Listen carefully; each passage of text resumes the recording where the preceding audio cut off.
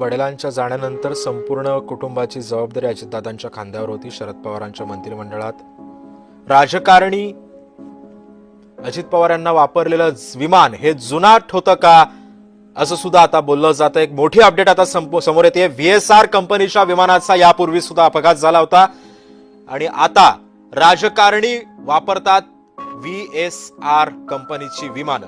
याच्या आधी सुद्धा याच कंपनीच्या विमानाचं अनेकदा अपघात सुद्धा झालेले आहेत.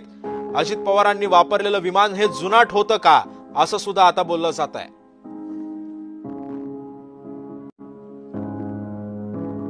VSR कंपनीची विमानं ही राजकारणी नेते वापरत असतात आणि या संदर्भामध्ये अधिक माहिती जाणून घेऊयात. माझे वरिष्ठ सहकारी प्रसाद काथे सर आपल्या सोबत आहेत. प्रसाद सर, तुम्ही सुद्धा अनेकदा वार्तांकन केलं असेल अजित पवारांशी आणि तुमचा संपर्क राहिलेला आहे. तुम्ही अनेकदा त्यांच्याशी भेटले सुद्धा असाल. काय भावना आहेत अजित पवारांसोबतच्या तुमच्या?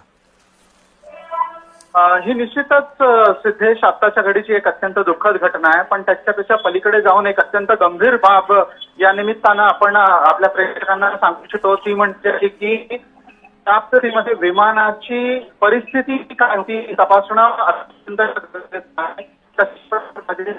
दिली आहे. अशी कंपनी आहे, नवीन जाती विमानं आहेत, लहान मोठी अशा प्रकारची विमानं सातत्यानं राजकारण्यांना उपलब्ध करून दिली जातात. याचबरोबर आपल्याला हेही लक्षात घ्यायला हवं की VSR ही अशी कंपनी आहे जिच्याबरोबर महाराष्ट्र सरकार विमान भाड्यानं घेण्याचा करार करत असतं.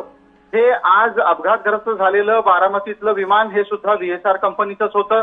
VSR कंपनीच्या माध्यमातून उपलब्ध करून देण्यात आलेल्या एका विमानाचा यापूर्वीही अपघात झाला होता. चांदिवलीहून मुंबई विमानतळावर उतरत असताना पायलटच्या तत्कालीन प्रसंगावधानामुळे त्यानं विमानाचं नाक जमिनीवर टेकवलं होतं आणि थोडक्यात त्या अपघातामध्ये मनुष्यहानी टाळण्यात त्याला यश आलं होतं. पण आज दुर्दैवानं मात्र असं होऊ शकलेलं नाहीये. VSR कंपनीची जी विमानं आहेत ती बऱ्यापैकी जुनी झालेली आहेत अशी हवाई क्षेत्रातील तज्ज्ञांची माहिती मला मिळालेली आहे. आणि इतकंच नाही तर VSR कंपनीच्या माध्यमातून जी विमानं राजकारण्यांना पुरवली जातात त्याची देखभाल पुरेशी आणि नीट होते का हा सुद्धा आता प्रश्न आहे. आजचा जो अपघात बारामती इथं झालाय तो अत्यंत दुर्दैवी आहे. महाराष्ट्राचे उपमुख्यमंत्री अजित पवार यांच्यासह एकूण 6 जण त्या अपघातामध्ये दगावलेले आहेत.